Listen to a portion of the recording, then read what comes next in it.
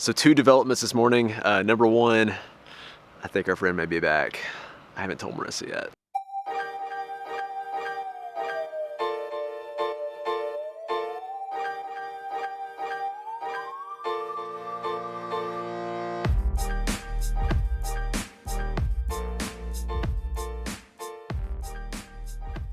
Mumps, said the doctor. Measles, said the nurse. Nonsense, said the lady with the alligator purse. So I got some news for you. Our friend is back. No way. Yeah. Where? Right there. No, he's not right there. He is back though. Hensley the mouse is back. Or there was more than one, or it's a totally different mouse. But yeah. How do you know? I saw a mouse this morning. In here? Yeah. So that's the first thing we've got going on today. And the other thing is this guy right here. As you know, in the past, it's had some propane issues by not putting out the proper amount of power with propane. So now it's got some I don't even want to start issues. So the way this works, of course, it's dual fuel, propane or gas, which is great. Well, sounds great on paper at least, but hasn't been great so far. It's got an electric start, which is really awesome because you don't have to pull this all the time. But if you forget, which is very easy to do, and leave this switch on right here, which I did just since yesterday, I left the switch on. It no longer has enough juice in the battery to use the electric start. So, you know, not a big deal, right? You can use the pull start. Well, I've had issues with the pull start. So I don't know exactly how this works. Maybe whatever's going to the pull start just isn't getting the fuel or what. Choke, unchoke, I don't see any place to prime this or anything like that. Nothing's tripped. Worked perfectly yesterday with electric start. Just have not had luck today with the pull start. So I don't know. I have not figured out yet what we're gonna do. But I'm gonna try this one more time. Then we're gonna have to come out with a plan B, I guess. So looks like that's gonna be a no-go on that. That's the 4th time I've tried that this morning.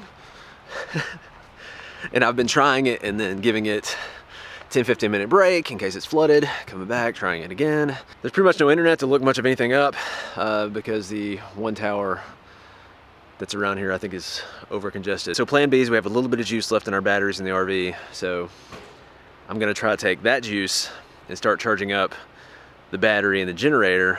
The problem is we've only got like 30 minutes of generator hours left. So we're not gonna get to run our generator at all in the morning hours.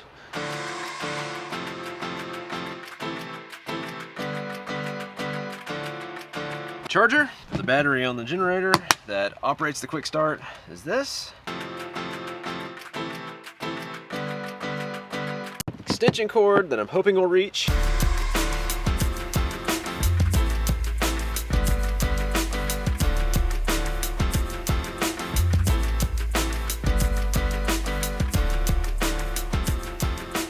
Of course, this is the bigger problem. We're bringing in 0.3 amps of solar right now. And so this is kind of a debate or question we hear about a lot is, well, what do I buy first? Do I buy solar? Do I get a generator? But what we've noticed, oh, that's a plan too. I could do that. What time is it? I could get 30 minutes of battery charging time in if it works. I'm gonna try the propane because the propane does work. It just doesn't work enough to run the AC.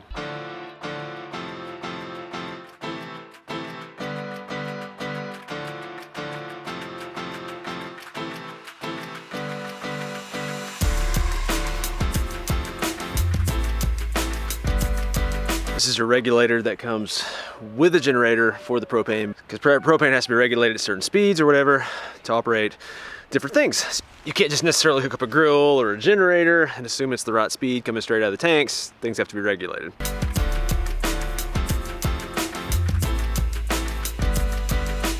Fingers crossed. Let's see what happens.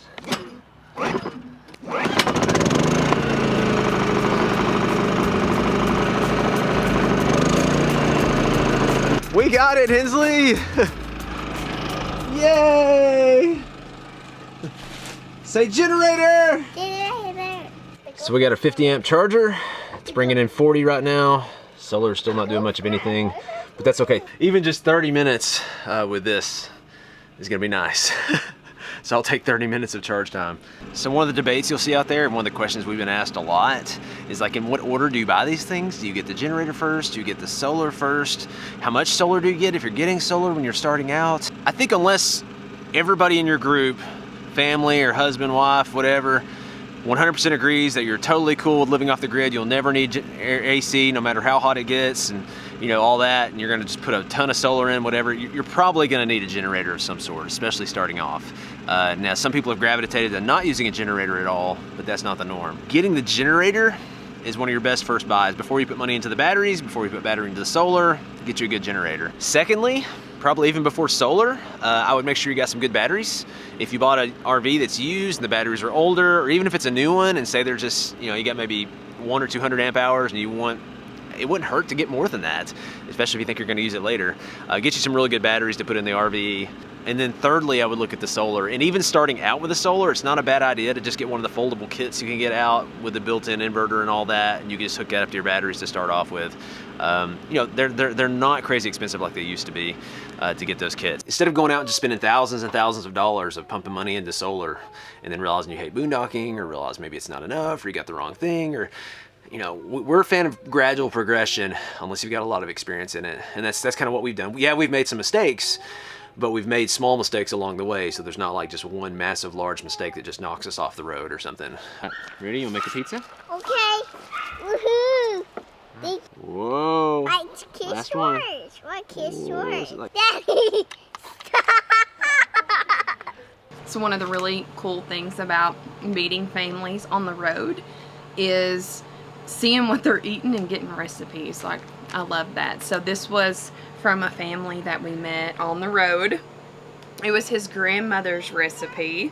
I don't know if I'm allowed to share the secret, but I'll share and I'll ask them. It's just hamburger meat, a can of taco sauce, a can of salsa, and a can of cream of chicken soup. And you eat it with chips or on tortillas, or it's really good.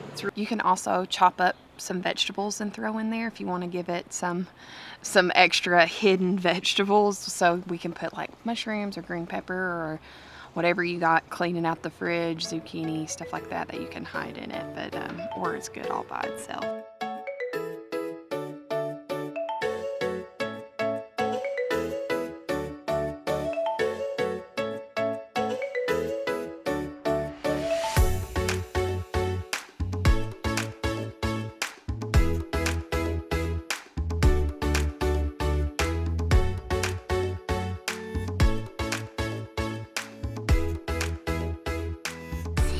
We'll see if we can find them. Come here. Where'd those deer go? Say, come here, deer. Come here, dear. Come here. There it is. He is so cute. He's chasing it. Yeah? It's eating. It's eating. What do deer like to eat? Do they like pizza? No. Do they like hamburgers? Do they like to eat leaves? Yeah. You ready to go ride the bike? Yeah, let's do it.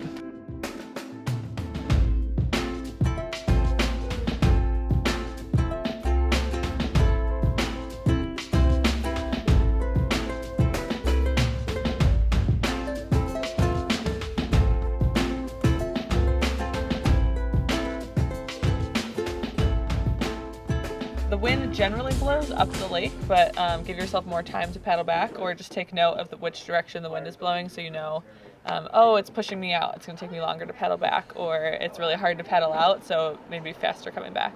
So the paddleboards, you just carry it down, so they're super light. The easiest way is to stand opposite of the handle, so you're standing like this, and just carry it like a giant briefcase, basically. Okay. So what's the length on this one? I know you can buy different lengths. This is a 10-foot. The longer boards tend to be a little bit thinner, and so a little bit more like built for speed, relatively speaking, but they all have the rounded nose, which makes it easier to turn, versus the pointed nose. And they've got like a kayak nose, so they kind of cut through the water, so it's more for speed, so it's hard to turn, but easier to go straight. Versus these are easier to turn and like maneuver. Straight up in the air. Let's try. So about your wrist or your palm. Yeah, Mommy's gonna be a paddleboarder, isn't she? This is what, 24 bucks, babe? Yeah, for 2 hours. 24 bucks for 2 hours.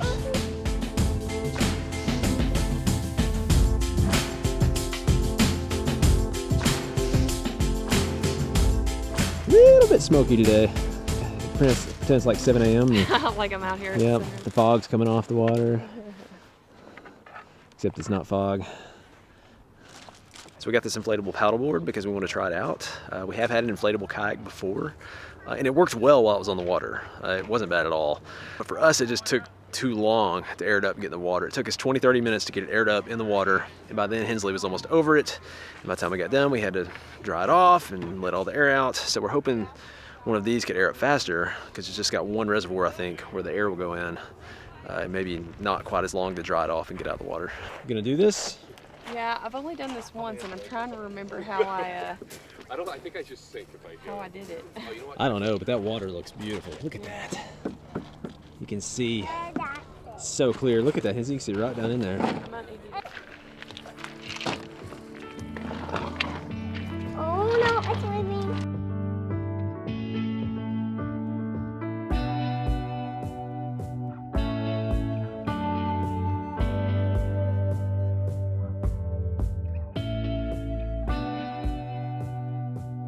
Hey guys. How's it going? She's doing good. She's doing good? I don't know how to turn this. It's not turning. You might want to figure it out pretty soon. Hang on. Uh-oh. Oh, that's gonna happen right there.